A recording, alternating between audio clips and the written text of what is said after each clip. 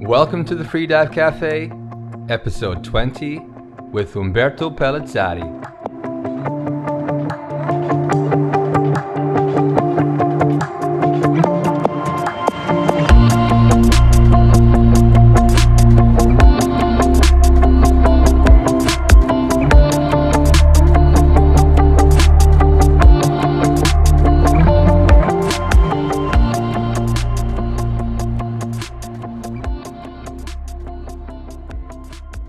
My name is Donny, I'm the host of the Freedive Café. The Freedive Café is long-form interviews that get into the backstories, the training, the challenges, the passions, the fears, and personal philosophies of the world's fascinating ocean-loving tribe of freedivers. The Freedive Café can be found at freedivecafé.com. You can find Umberto's page there, as well as his show notes and all the other episodes.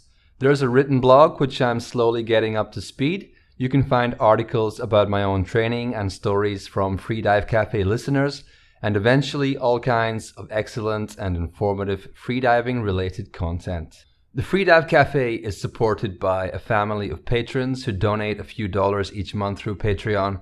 If you value the show and it brightens up your day when a new episode comes out, please consider donating a few dollars each month to keep the lights on and the coffee flowing. You can do that through the website or go directly to patreon.com/freedivecafe. The podcast is also supported by Audible. Audible is a branch of Amazon that deals with audiobooks. They have more than 100,000 titles to choose from, and Freedive Café listeners get a free 30-day trial and a free audiobook of their choice, anything you like, and it's yours to keep. Go to freedivecafé.com and click on any of the Amazon banners. You can also go to audibletrial.com/freedivecafe to get access to that offer. The best thing about this free trial and book is that every time someone signs up, they throw a few bucks my way, so it's a really great way to support the podcast. Okay, before we get to the legendary Mr. Umberto, I want to take a little bit of time to talk about this amazing freediving holiday offered by my friends Ren and Ashley Chapman and Carlos Coste. If you don't know Ren and Ashley, they're this dynamic freediving duo. When with their two kids, Annie and Cape, they form this amazing freediving family operation. Ren and Ashley have already recorded interviews for the show, two of the best I've done, I think, and we'll get Carlos on later in the year too. Ren is one of the most prominent figures in competition safety, and Ashley is a multiple world and national record holder. Carlos Coste is, of course, the legendary multiple world record holder and the first human to break the 100-meter mark unassisted in freediving. These guys are organizing this amazing 8-day immersive freediving holiday. It's about exploring the cenotes and also the ancient ruins of Mexico's Yucatan Peninsula. Cenotes are these amazing freshwater underground sinkholes. They're amazing for freediving. We talked a lot about them on episode 6 with Alejandro Lemus. On this trip, you're going to trek through the jungle, visiting and diving in many cenotes and visiting the Maya ruins. The trip also includes daily yoga, specialty workshops. You get coached directly by Ren, Ashley, Carlos, and his wife Gabby. You'll get photos and video from Gabby Coste. There will be long bus rides down desolate dirt roads, great food, and top-notch accommodation. Everything is included in the price. This is not a sponsor for the show. I just wanted to share this amazing holiday because if I didn't have a day job in Taiwan right now, this is exactly the kind of thing I'd want to be doing. And indeed, I hope to get over to that side of the world and visit the Chapmans one day. In the meantime, these guys have very generously offered to give a really nice discount to listeners of the Freedive Café. The cost of this trip is $2,700 and includes everything mentioned above. You just have to get yourself to Cancun, Mexico by the 24th of February when the trip starts. And if you tell them the Freedive Café sent you, you'll get a 10% discount. It's pretty amazing. That's a few $100. Man, I really want to do this trip. If you're interested, head over to the website and you'll find some links there on Umberto's page and on the home page, or you can go directly to cenotesadventure.com. Ren will also be the next guest on the show, so you can hear a bit more about it from him. Okay, episode 20. It's a nice special round number for the podcast to celebrate. And who better to have on the show than the one and only Mr. Umberto Pelizzari. He is a true legend in the freediving world, and I'm delighted to have had the chance to chat at length with him about his life and freediving career. Umberto is from Italy. He's held more world records than you can shake a stick at. He was coached by the legendary Jacques Mayol of Le Grand Bleu fame, and we'll hear all about that in today's episode. His famous rivalry with Pipin Ferreras is documented in the IMAX movie Ocean Man. He founded the freediving school Apnea Academy, now one of freediving's major educational organizations, and he's written several books about freediving. Without much further ado, I present to you Umberto Pelizzari. Let's dive.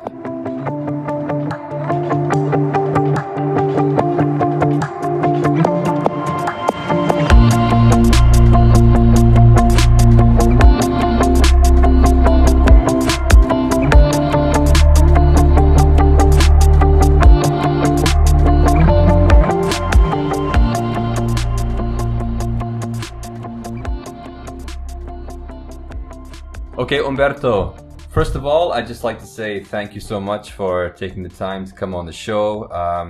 A lot of listeners are really excited to hear from you. It's a great honor to have you on.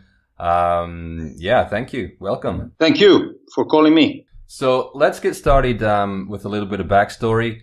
Where are you actually from originally, Umberto? And from there, how did you find your way into the world of freediving? I'm from the north of Italy. So we don't have the sea in the north. And at the beginning, I discovered freediving in the pool. I was a swimmer. I competed.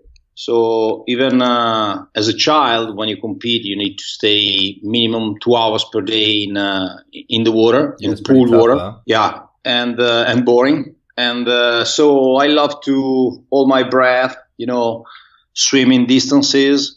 And this is the way how I discovered freediving.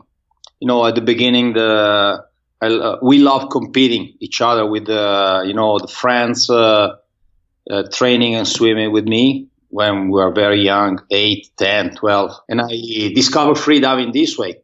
I love that, so I want to get better and better. And I remember when I finished competing, I stopped swimming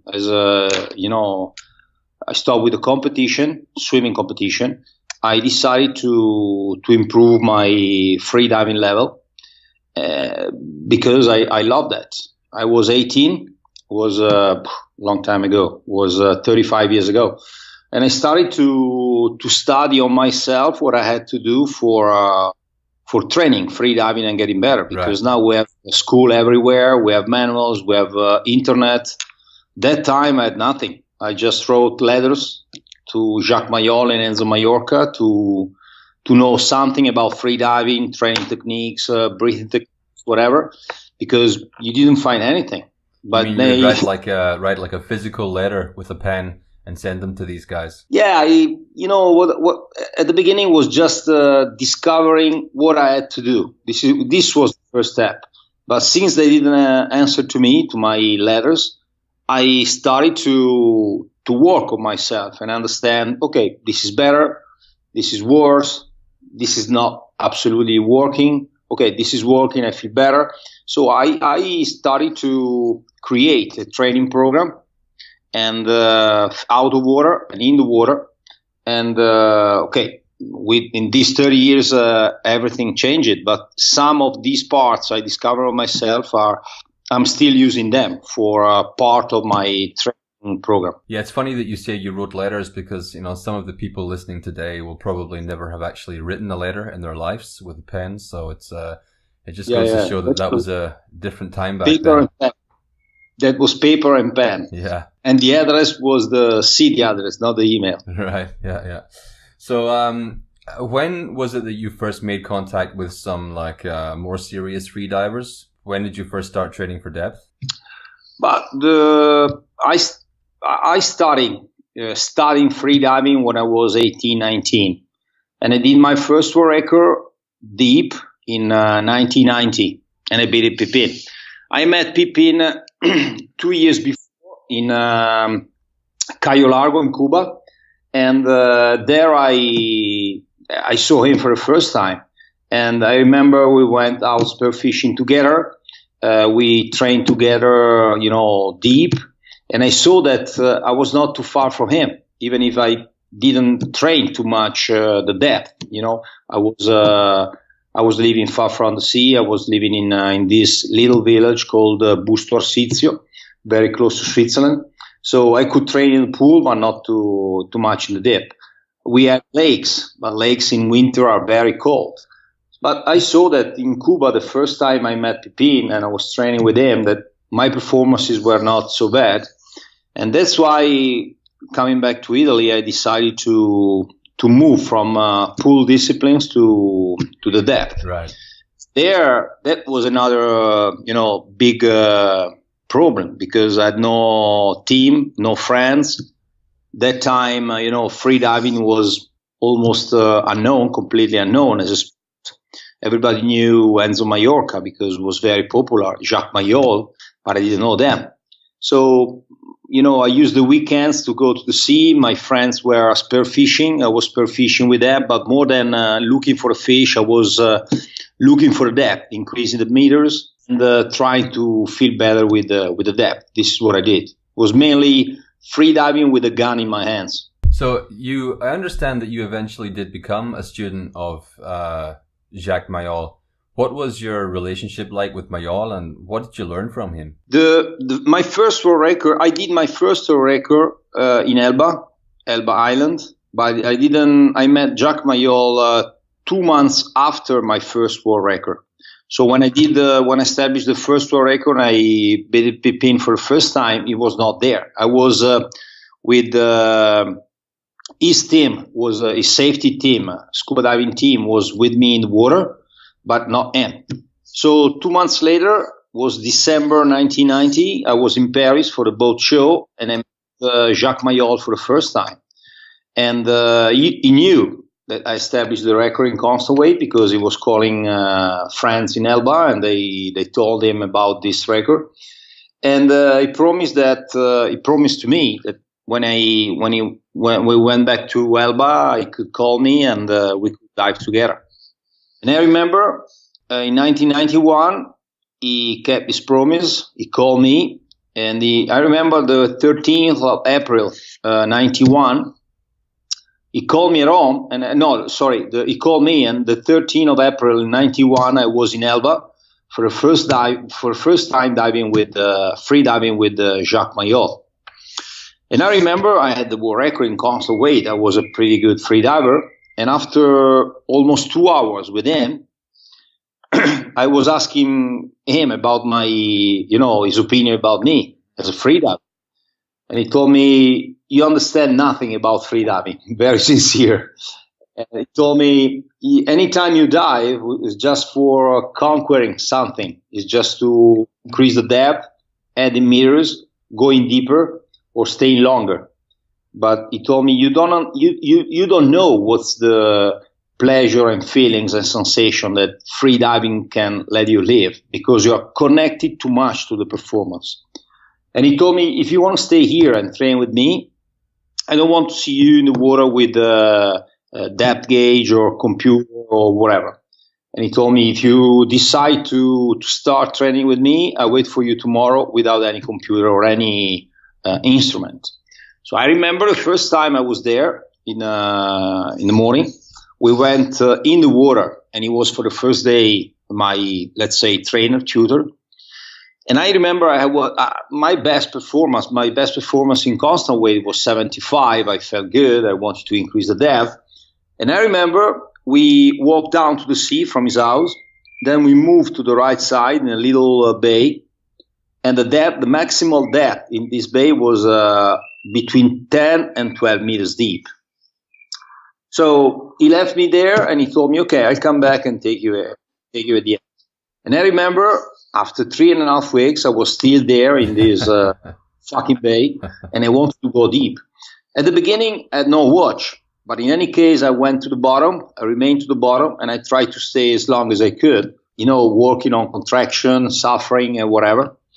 And after more than 3 weeks, I was completely, I was boring. I didn't want to suffer anymore because I wanted to go deeper. And I remember I stopped fighting with myself. At that time, there was the film Karate Kid, when was in the car with the white cream, and the other hand was, was cleaning, was braiding the car. Right, wax on, wax off, right? Yeah, that's it. And he didn't know why he was doing that exercise. I felt, thinking about the video, I felt I was a freediving kid because I didn't know why I was there in 10 meters deep when I was able to dive 65 meters deeper than that depth. So I started to descend and ascend just to kill the time, just to spend time. And for the first time in my life, and established that 1 year before the world record, for the first time in my life, I was able to feel my body while going down. I was able to feel my legs kicking my body down, back. I was feeling my fins like part of my body. And, anytime Mayol told me, was trying to explain me, the goal is go to water, discover the pleasure, the good sensation, and try to increase this sensation anytime you dive. And that point, when I was able to feel my body, I started to see all parts of my body that could be more relaxed, that could be more without any tension, no stress. And I said more. I felt that the more I was able to relax this part, and the deeper was the sensation I was discovering. And I think this month spent in shallow water was for me the most important part of my, let's say, career as a free sportsman, as a free diver, because this month, especially in the last part of this month, I completely changed my technique. I was moving from muscle freediving to relaxation, freediving based on relaxation. And I think this is the most important thing that I've been able to discover with Jacques Mayol. So you truly learned a lot from him, and it truly had a huge impact on the future as a diver. Yeah, that was just the beginning. But I remember that any time I went back from the Caribbean, from Maldives, from Red Sea, from hot waters to the Mediterranean in May, more or less, he was back to Elba Island, and I went there to learn something more about breathing techniques and relaxation. Normally, he spent the winter in monasteries. He was a real high-level yogi, and I was very lucky because for me, he represented the filter between what he learned during the winter from yoga and what was important for a freediver. So I had my, let's say, food ready, without spending 6 months of waking up 3 o'clock in the night, monasteries and whatever. So it was pretty easy. He was a freediver. He was a yogi. So he was understanding what was important from yoga for us freedivers. And I felt this job ready. And at the same time, I spent the winter, moving, traveling, having fun with my friends, training, without thinking about, the life in monastery is pretty strict. So I prefer to have fun and whatever. And that was, this is the most important part. I think from Jacques Mayol, I learned this part of freediving, all the mental power you can use while going underwater and holding your breath, which is, according to me, the most important part of freediving. You've had a pretty amazing career. You're, considered one of the legends of freediving and a pioneer.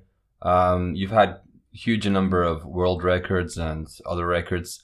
When you think about the freediving world today, especially the competitive freediving world, what was What was it like at the beginning of your career compared to how it is now? What are your thoughts on that? I think the last generation freedivers are like machines. They're really strong. They're really animals in good, good words, animal. They're really strong.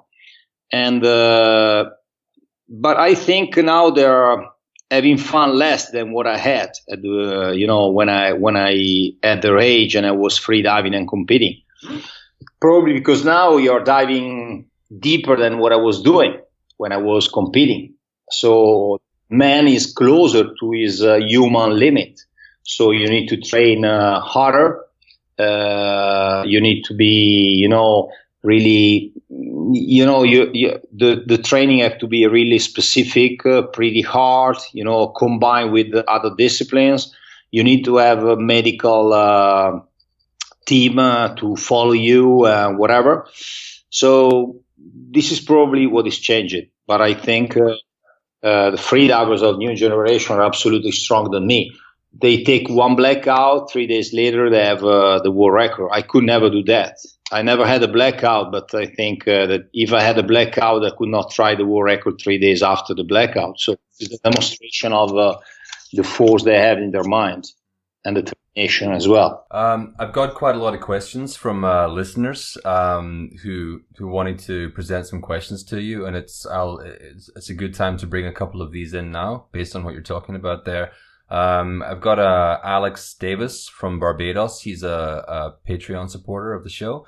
He was asking actually about how men's world records have somewhat plateaued over the last few years. And he was asking if you think that we are nearing the human potential limit in that area. Depends on the disciplines. I think in no limits, we can go much deeper than records. When I did 150 meters, I had only one training because the sea was rough, was a big storm and whatever.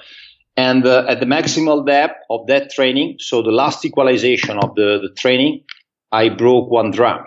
And I had no experience in deep equalization. One drum was broken, and I did 150 meters. So I think if I love better no limits and I dedicate more time to this discipline, I could go deeper than this. And I think now people are, let's say, afraid of going deeper because of the accident of Herbert Nietzsche. Andrea Zuccari was trying 200 meters, but he had narcosis problem. So we don't know what happened very, very deep. So this is actually the limit, because we're afraid of going deeper because we don't know what can happen down there. But I think the physiological limit for the human being is deeper than where we're going now. In constant way, I think it's different because in these 3-4 years, many times the top level freedivers try to increase this 129 meters by Alexei Molchanov, but they fail all the time. So I think this is my opinion, but maybe tomorrow they will demonstrate the opposite. I don't think we're too far from the limit we can the human being can touch. This is what I think. So maybe 132, 135, but we're not too far from the limit. Freediving is growing massively in popularity, and Alex would also like to know what challenges come with that massive growth in terms of safety, and what possible solutions would there be for problems in that area? I think, freediving is getting more and more popular. It's absolutely normal that when you start increasing the depth, you're young, you feel fine, you think you are, you can do everything. So sometimes we are very focused on performance, but not too focused on our limits, where we can go, the mistakes we do, and whatever. So what we have to do is be more concentrated when during courses, clinics, workshops, or whatever, talking to the freedivers, new freedivers, that we have to breathe. We're done to live in another world, which is not water. We have to live in one atmosphere. We have to take oxygen. So we need to go step by step. anytime we go deep. We have to increase step by step our performances. And we have to know our body before knowing the limit of our performances. We have to be able to recognize any single reaction that the body is giving you underwater. And this is probably where we have to work to increase the security in our sport. Just let them understand that we can die in this sport. We have to know our body. We have to respect the physiological laws of our body. This is probably what we now don't. We can do this better in any. I think I'm not talking about one agency, one or another school. Just in general, we have to work more on this. And then I think for the image, I see the competition. I'm pretty far from the world record and competition, but sometimes I see the video of competition, and according to me, this is my personal opinion, when you win a competition and you stay for 14 seconds, holding the rope with your head moving from right to left in samba, and after you win this competition, I think is not a good image for the new generation of freediving, because I think that this is absolutely normal, and this is not normal. You die for that. And also for the image, general image of freediving, this is not good. Because if you have somebody looking at the video at the competition and he knows nothing about freediving, if you are the mother of a kid, after watching this, you're probably you hope your kid will be free climber rather than freediver. Because if he's the winner and he's spending 14 seconds like this and he is the champion, maybe you prefer your kid gets champion in another sport. This is what I think. So if you want to increase the community and save the image of our sport, we have to work in this direction. This is my opinion, my personal opinion. If you have a blackout, the blackout is a bad thing. So you have a blackout in a competition, okay, 6 months, no more competition. They are talking about increasing the time, not 15 seconds, but 20, 25, 30 seconds. This is the worst we can do, I think. As an instructor, you've probably seen hundreds and thousands of students. And I wonder what you think is the most common mistake that a freediving student makes when they start in the sport. When they're underwater, okay. Normally, the main mistake we have to solve anytime we start the first day of the workshops, let's say so. The first part is sometimes they're not relaxed. So they move muscles, they make efforts underwater. They don't understand that if you relax more, you feel better. If you relax more, you can find better your mistakes in your technique.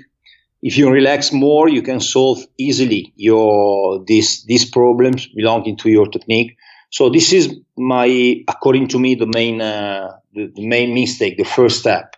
But probably because I'm all the time, for me, there's no freediving without relaxation. So for me, that's the main point. Then other mistakes, I think, when let's say a freediver beginner is going underwater, is normally looking at the bottom. So his head is completely straight back. The back is arched. Kicking technique is not vertical but to the side. So you limit the equalization, the equalization gets more and more difficult. The resistance in the water is increasing. You're not dynamical. You create resistance when you increase the depth. You use your blades, your fins, not in the perfect way because they move to the side, but they can transfer action and reaction. The action can be transformed back in reaction. When they are completely vertical to the direction where you have to go. So because of head back, you have many mistakes coming in technique. Means increasing the resistance, means reducing the equalization gets more difficult. Kick technique is more complicated and not too cheap. The other point is the kicking technique is not symmetrical. It's normally mainly to the backside and not forward. So the body's in the middle. You don't have the right side to the left. You don't have the right side in front and left side. Sorry, the body's in the middle. And while kicking, you don't have the right leg in front and left leg behind. You like a Y. You know a Y, the letter. They are mainly all the time behind. The beginner is never using the part in front of it. And we saw that sometimes this is because they train mainly in dynamic. They're all the time very close to the floor of the pool. So you're obliged to kick behind. Yeah, don't want to kick the bottom of the pool. Yeah, and you never use the part between yourself, your body, and the floor. That's why when you go vertical, doing constant, this mistake is coming too. I got a question here from Fredrik Osberg, I don't know. I think it's Swedish or Scandinavian of some description. We recently had Aaron Solomons on the show. He was talking about flooding as an equalization technique, or I guess you could say a replacement for equalization. What is your experience with flooding, and why don't we hear more about it? So you mean wet equalization, right? Wet equalization, right? Yeah. I did wet equalization twice in my life. And it was Jacques Mayol that did wet equalization for the first time and explained me the technique. And I remember I did twice. The first time was 112 and the second time 127, 28 meters. And I remember I left the nose clip when I was about 80 meters deep. And then I went to the two depths I told you without any other equalization. I don't know why I didn't start my descent without the nose clip. I did it because Jacques Mayol told me to leave the nose clip when I was 80 meters deep. But I remember in these two times, the equalization, I remember I had to equalize till 78, 80. And then once I left the nose clip, everything was easy. In any case, I didn't use that was during my last, the last year I competed in 2001, but even for the last record, I used the traditional equalization. I'm hands-free, and I was able to use that in competition as well to the maximal depth. So I never tried this technique in competition except twice during the trainings, and was Jacques Mayol told me how to do it. So maybe we just don't hear anything about it these days because it's not necessary? You know, probably I didn't use the mouthfeel. When I was competing, the mouthfeel didn't exist. Packing didn't exist. Was not existing. So I think that with relaxation and knowing at the top all breathing techniques and pranayama yoga and pranayama breathing techniques, you can equalize without any, strange technique. But I think that now, if you use the packing and mouthfeel, you can, the equalization is not a problem. So probably this is the reason why we don't, we didn't increase our. We didn't work on this technique because with mouthfeel, it's it's physical equalization. Yeah. It's you charge this depth. So if you equalize good, you arrive to this depth. That's physical. That's mathematics. So probably this is the reason why we stopped looking for studying this. We stopped studying this new technique, the wet equalization. We've spoken a little bit about students, but what do you think are the most important qualities that a freediving instructor should have? I think in Italy we have more than 500 Apnea Academy instructors. I have more than 300 Apnea Academy instructors all over the world. But talking about the Italians, I have 3 kids. And I hope they will never free dive. Okay, but in any case, if they ask me, okay, Daddy, we like to learn how to free dive, how to increase the depth. I think I already have in my mind the 3, 5, 6 instructors of my school that I could take to teach to my kids free diving, and these 5 instructors are not able to go deeper than 35. They're not champion. They're not, athletes with abdominals and physical shape at the top, but they're able to be in the mind of the students. The students, they understand that with their help, they can do it. They can recognize the mistake, and they're able to have the best solution to the same mistake. For the same mistake, the solution could be different according to the student, and they are able to use these different solutions. These are, I think, the qualities that a good instructor need to have. You don't need to be a champion. You need to be a person which is calm, relaxed, and able to be trusted by your students. Why do you say that you hope your kids will never freedive? Because they have a complicated family name, let's say so. And I never show them my videos, records, or whatever. I don't want to influence them. I've lost friends in the water because when you are a high-level freediver, you can you can have a team, you can train with the safety. You can have a safety. The safety in the water can be guaranteed by lanyard, by weights, by scuba divers. But at the beginning, everybody ran risks, and I don't want them to run risks. That's why. But I mean, did you introduce them to the world of the ocean? I mean, do they jump in the water? Do they play around in the water? Is it just a competition freediving that you're talking about? No, they never talk to me about competition. They go to water just for pleasure. The second loves spear fishing. That's why I'm scared, because know that when you go spear fishing, it's pretty dangerous. You don't remember that you have to come back. The goal is all the time the fucking fish and not your life. So that's why I'm pretty scared. But I don't force them in this direction. I try to tell them, okay, do other things. Don't get crazy for freediving and whatever. So I never force them. That's for sure. The first is completely against spear fishing. So he loves observing the ocean, the animals, and whatever. He's hands free, but he doesn't care about the depth. He's just having fun, and that's it. So the first is okay. The second is more competitive. He loves spear fishing, taking the fish and whatever.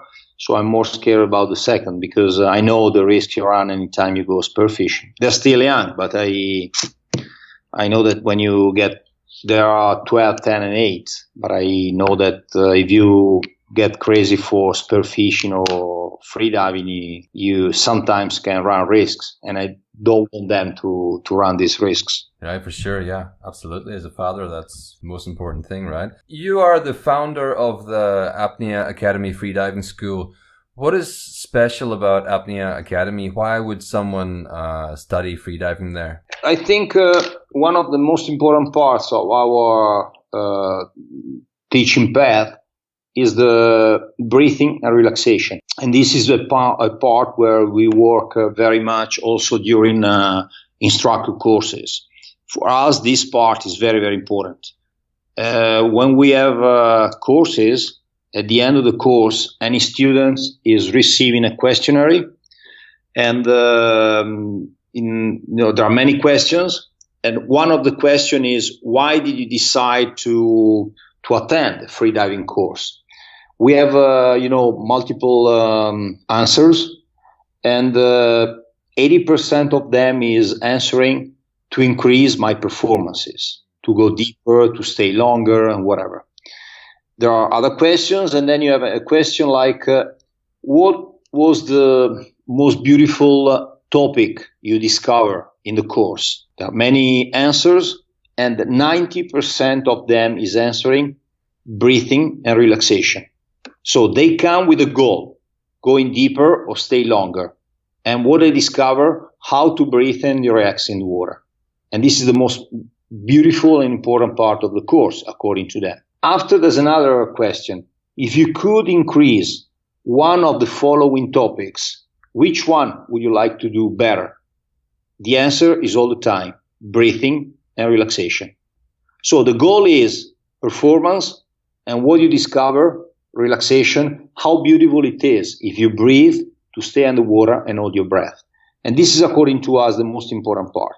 This is the first step we need to consider, and what we tell to our instructors representing us in the courses. What opinions do you have about the health of the world's oceans? Because I understand that you do some kind of trying to raise awareness for conservation. Yeah. What do you think we can do to improve the situation as it stands now? To improve the situation, Jacques Mayol was telling me all the time, we have to think worldwide. We have to act locally. So any one of us can do something to move in this direction. Just, little things. But if everybody's doing something, things can start changing. And then worldwide is, the most important and powerful men in political men. When they meet, they have to start thinking seriously on how to save the ocean. This is what I have to do, and I think it's not what I'm doing now, because all rules and laws that they did was just to, was the very, very first step in this direction, but it's not enough.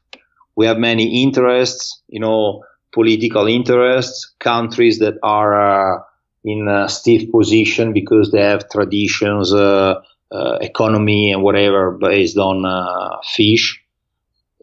Fishermen are important class in some countries, but if we don't solve this problem, industrial fishing, I think the sea will die step by step. And then also, not only for fish, but also the presence of plastic in the water is pretty dangerous. That's the main danger, I think.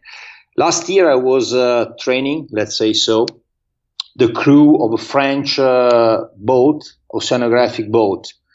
And I was training them a little bit in freediving because they had to start a campaign for 3 years, and they had to test the situation, the earth of the barrier reef in the world, Australia, Red Sea, Maldives, everywhere, Caribbean, for 3 years. And before this, they spent 3 years studying the presence of plastic in the water everywhere, from North Pole to South Pole. And they told me that everywhere they find high levels of plastic. It's not the plastic you can take in one hand and get in on a boat and then, it's the plastic you don't see. That's the worst one. Yeah, these like micro granules of plastic that are turning up in the bodies of fish in Antarctica. Everywhere. They told me they took, how do you say, when they go vertical in North Pole, they go vertical and they take pieces of ice that can also be deep. Cores, the core. I don't know how you call it. Carotaggio. Yeah. And they also find plastic there, imagine. What can freedivers do when they get in the water to help with the situation the best they can? If you see a plastic or something that is not belonging to the sea, take it and get it out. Move all the time with a bag where you can get all plastic or cans or whatever that people get in the water. So take it, get it in the bag, and when you go back to the beach, leave this trash where they have to be. I think anyone can do that, and all together we can get it better. Umberto, which people would you say have been most influential in your life? I think Mayol, for the reason I told you. Mallorca as well. I met Mallorca in 2001. I finished the competition already, so it was not important for me as a freediver. But when you know somebody that, you met him the first time you met him and you feel that you have a strange relationship with him. And with Mallorca, I met him the first time in Pisa for a big conference, and we get real good friends. Was very open to me. This is what I never had from Jacques Mayol. Jacques Mayol was a good person, but all the time, he had that position, the tutor, the old wise man, and I was a student. He never gave me, complicity. With Enzo Mallorca, I found this part that I didn't receive from Jacques Mayol.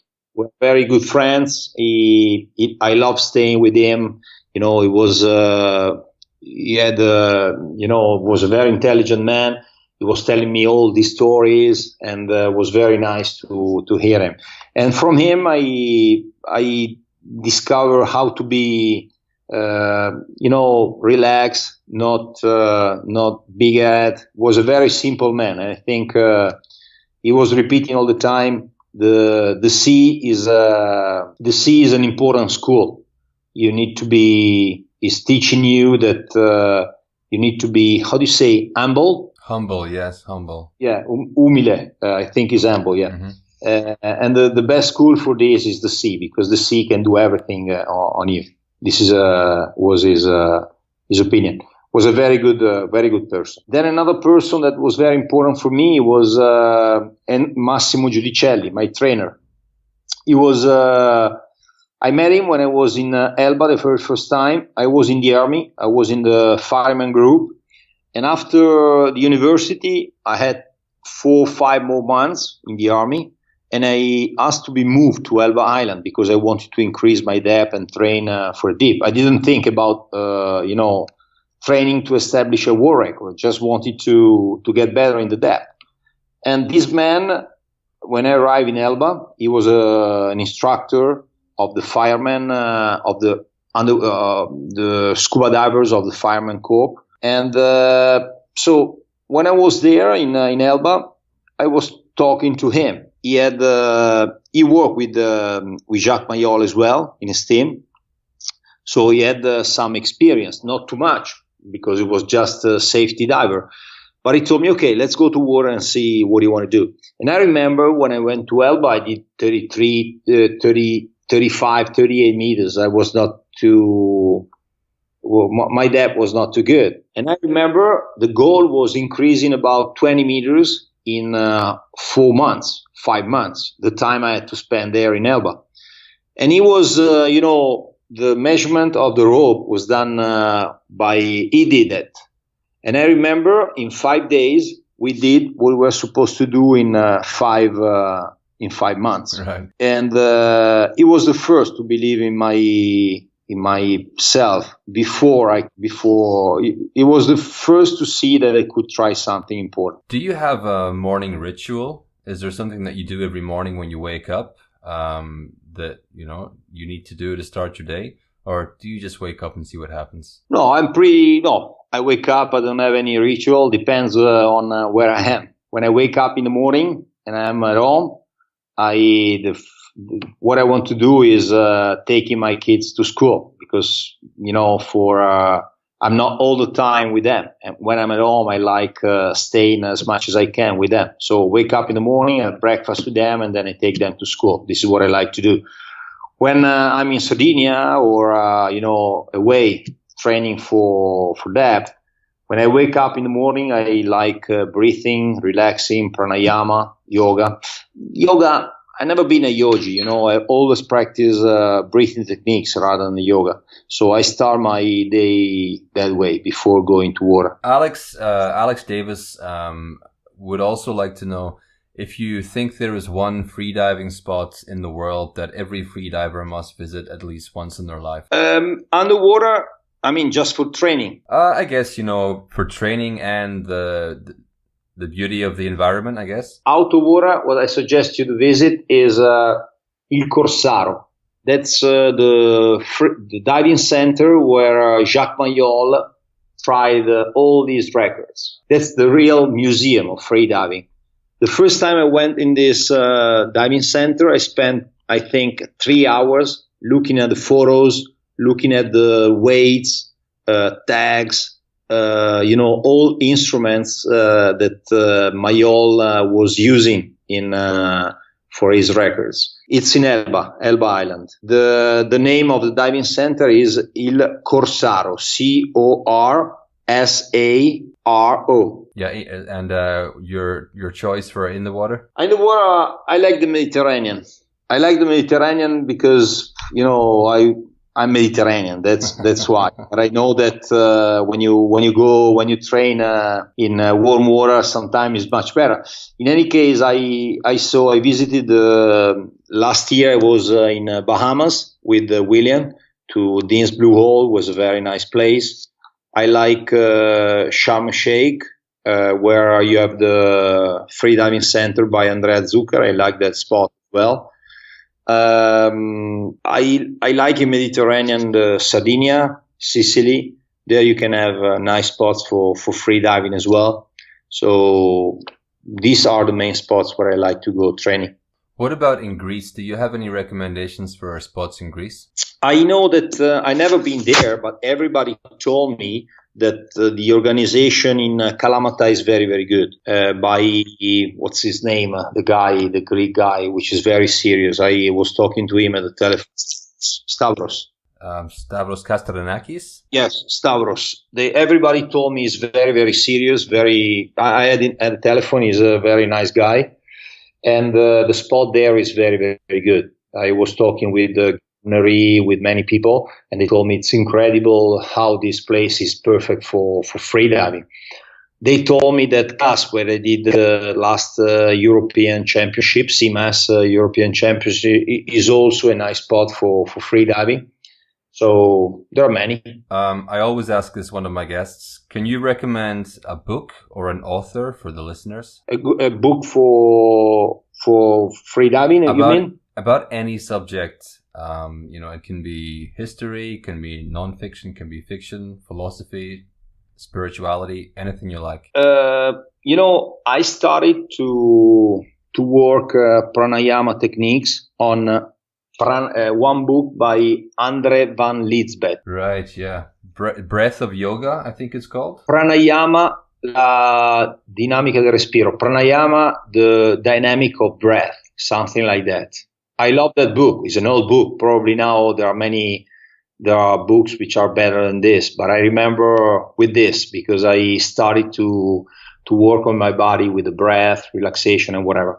Another book that was really good for me. I remember I was walking to the mountains in Elba, arrived at the top, sunset, and I started to read this book. Was Homo Delphinus by Jacques Mayol. Of course, classic freediving. I love that. That's not a manual. It's not a full course. It's just a how-to biography, but was very inspiring. I think I have good souvenirs on this book. One more question, Umberto, and I'm going to take this one from Jean Turcois, who's one of our Patreons in Canada. He wants to know what gets you up in the morning. When I discovered freediving when I was young because I was swimming, spending many hours in the water, and staying underwater without breathing was something that interested me. After this interest, get my sport. I was competing and everything.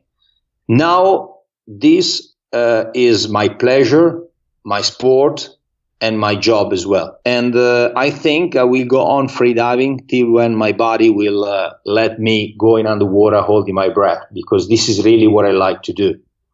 And I like it because when you go in the water, you feel your body in a different way. When you go on the water, you create an intimate relationship with your body.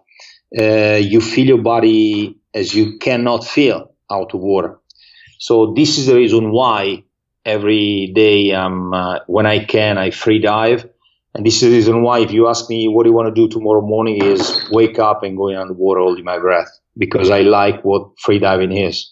Thank you so much. I hope I didn't keep you for too long. If you need to have another interview, another part of the interview, let me know and we find the time, no problem. Sure. Maybe we can do it again sometime. With pleasure, no problem. The pleasure was mine. And when it's ready, let me know. I can share it on my Facebook page or Apnea Academy international page. No problem. Okay? I certainly will do. Hope to see you in the Bleu sometime, Umberto. Thanks. I wait for you. Ciao, ciao.